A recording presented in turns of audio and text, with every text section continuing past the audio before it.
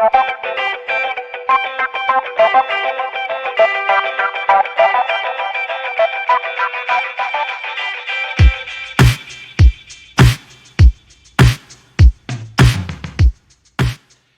chicos, hola chicas. Today, the past. Narrating something in the past. Narrating a day that you have during your holidays, or narrating maybe a day that you spend in the school. Narrating something, narrating an event. We are going to learn that today. We're going to revise it in 3 basic steps. We're going to use first a sequencer. You really need to learn them. The second thing we're going to use is a verb in the past, and we got 5 really useful handle verbs in the past, and then you can use any verb ending in R or ME, basically an infinitive. With these 3 steps, you can narrate anything that happened in the past for your GCSE. Comenzamos.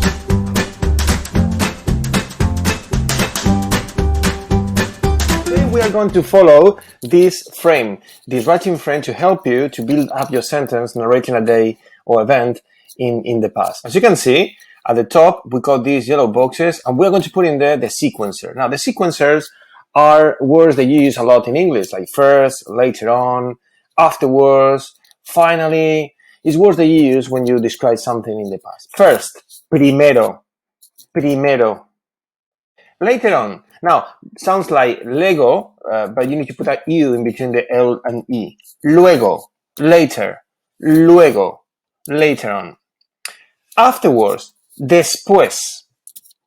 Después, afterwards. And then we got another way to say later on, which is más tarde. Literally, more later. Más tarde. And at the end, we got all these adverbs that ends in ly. In Spanish, we put mente instead. Ly becomes mente. Finally, finalmente. So we're going to put all these sequencers at the top. Start your sentence narrating something in the past.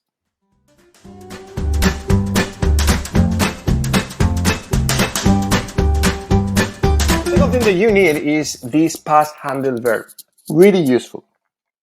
There are verbs that are already in the past. I went to do something. I decided to do something. I was in the mood of doing something.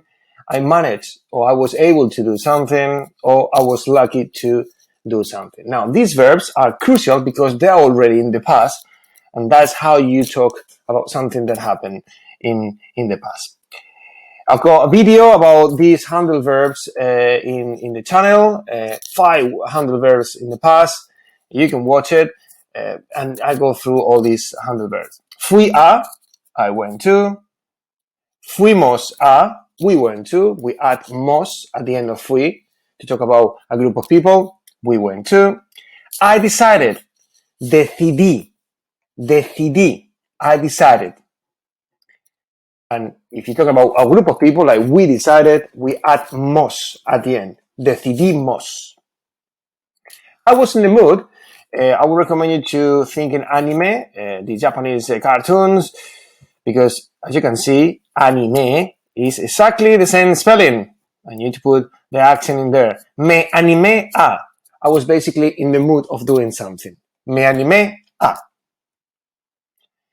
I managed, it sounds like pudding. Pude. So you managed to eat a pudding, for example. Pude comer un pudding. Pude. So the pudding is helping you to remember the pronunciation. Not the spelling, but kind of the pronunciation. It's a mental hook to help you to remember. Pude. I managed. And the last one, and probably my favorite, is tuve la suerte de. Literally, I had the luck of doing something. In English, you will say, I was lucky to do something. Handle verbs, you put it after the sequencer. So now you're able to say things like first, I went to, primero fui a, or later, I was in the mood of doing something, luego me animé a.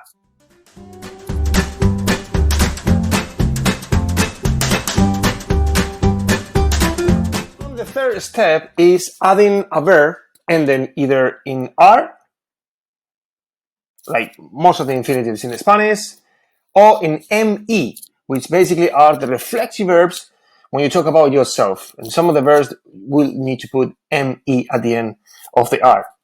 Montar en bici, to riding your bike, leer un libro, read a book, anything. Any verb that ends in R.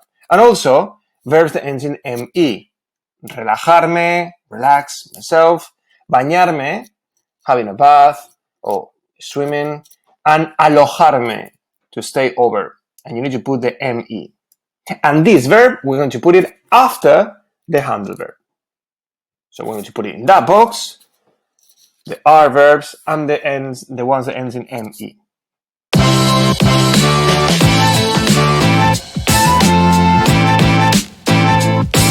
Right. I'll give you one example.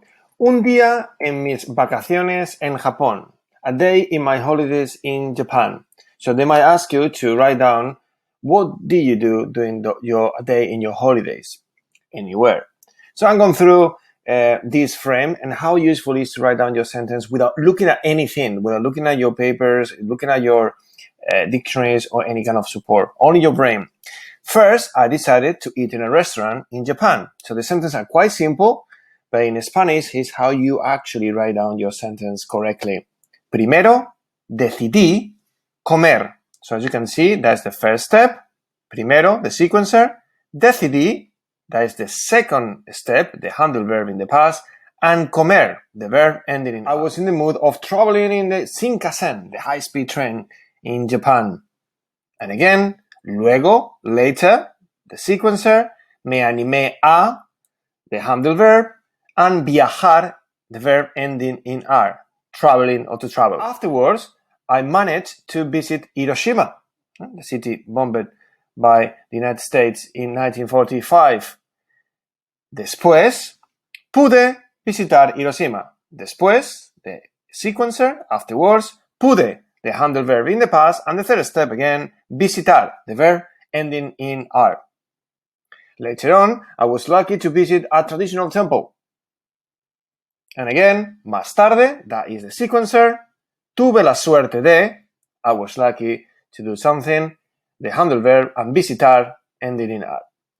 And finally, we decided to come back to the hotel in metro, or by metro, sorry. Finalmente, decidimos volver al hotel en metro. Finally, the sequencer, decidimos, the handle verb in the past, and volver, the verb ending in R. As you can see, you can write down 36 words using this frame easily and without making any single mistake and talking properly and accurately using the past. Now, this frame, you can add more things that you probably already know. You can add where do you do these activities, en el parque, en el instituto, en el restaurante. You can add as well who with, con mi familia, con mis hermanos, con mis amigos, with my friends, with my family, with my brothers, and solo, on your own, or alone, or sola if you are a girl. And the world is your oyster, using these 3 steps to narrate things in the past.